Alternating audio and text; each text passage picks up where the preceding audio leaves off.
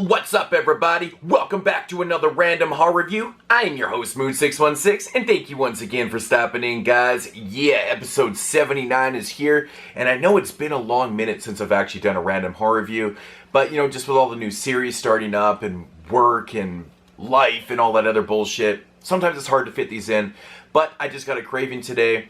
I was at home, and I was like, you know what, I feel like rewatching this film. I haven't watched it since it came out in 2013, and the film in question here is by my homie Nick Box, who I have reviewed films by him before. Most recently I reviewed Terror Telly, which I'm not overly the hugest fan of, but he's done other films I'm a really big fan of.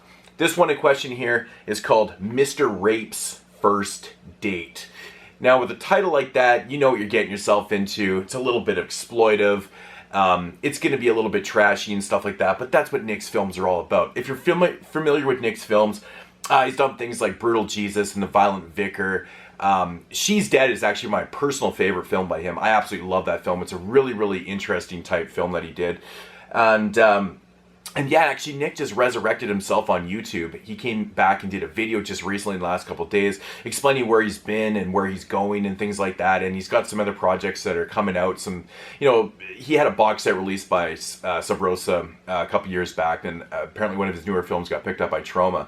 So that's really cool too. But I'm really looking forward to checking out Terror Telly 2, which is Channel Chopping or something like that. It's dubbed. I'm not sure. But anyways, getting into Nick Box's Mr.Rape's First Date. Basically, the premise of this film is it's kind of set in the future where like all media and TV and stuff like that is outlawed.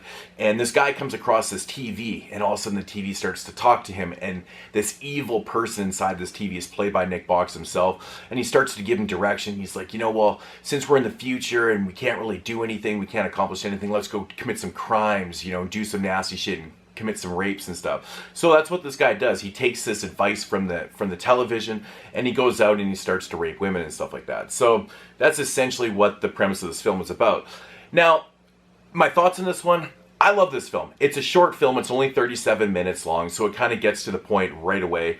I love what Nick did here. He shot this in black and white. Essentially what this film is, this is it's Nick's way of protesting censorship in the UK, is exactly what it is. I mean, this is kind of like Nick protesting censorship in the UK, like how York Burgerite did with Necromantic in Germany and in the later 80s and stuff. It's essentially the exact same thing. He couldn't have done it any better. I mean, if you're going to put rape in the title of your film, that just screams censorship right there. It's going to get people's attention. You're going to end up watching this and stuff. And I think it's fantastic. I think the re-release of this film was actually dubbed MRFD. I think it just says on the cover. It doesn't actually say Mr.Rape's First Date, which is kind of unfortunate because anything with rape in the title, it kind of gets your attention. You're like, yeah, damn. But I really like this, though. Like I said, Nick plays the voice inside the TV. Kind of plays this Max Headroom type character and stuff. It's kind of cool, man. But one of the coolest things, that I think the most brilliant thing that Nick did in this film was shoot it in black and white. It has really ominous sounds, and the effects and stuff that are used in it are actually really quite cool.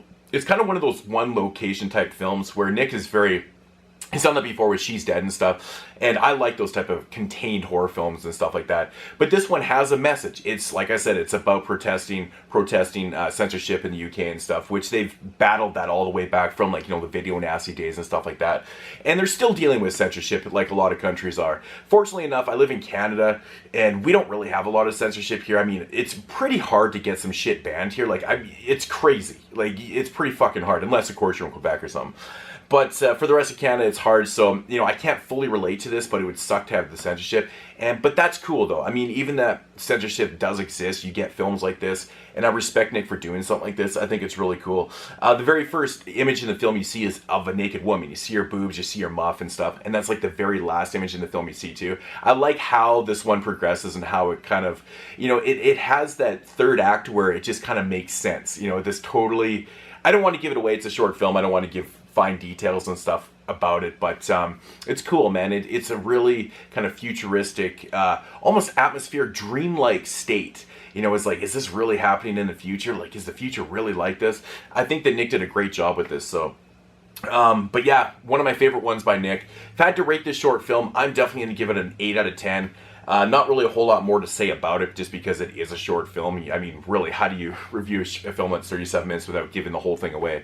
But, you know, definitely check out Nick's films. I know he's got some other stuff that's coming out. Hopefully we get distribution over here. Like I said, Troma's doing one and things like that. But I'm not 100% sure if Dead Good Films, like his label that he put all the stuff out, is still around. I'm going to have to contact Nick. Actually, Nick got back to me after I left him a comment and stuff. So, you know, he was actually even said he was going to send me some more films and things like that. So that's awesome, Nick. I will get back to you if you're watching this before I actually do. But yeah, Mr.Rape's First Date. If you guys can find a copy of this, check it out. It's really cool, man. It's, you know, it definitely won't be for everybody out there, but if you're into this low budget independent stuff that actually has meaning, check out Mr.Rape's First Date. It's awesome. Yeah.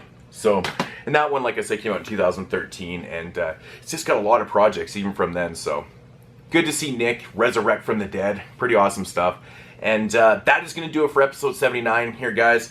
So give this one a shot if you like what you heard, and yeah, I'll see you guys next episode in episode 80. And I know what I'm going to do for episode 80, actually. I've got the film sitting right there. So I'm definitely going to pop this one in and get back into doing these random horror reviews. Just things I'll pull off the shelf and stuff. Again, if you guys have any requests, throw them my way. I do have a little bit of a list and stuff, so I'll try to get to those if I feel like doing them.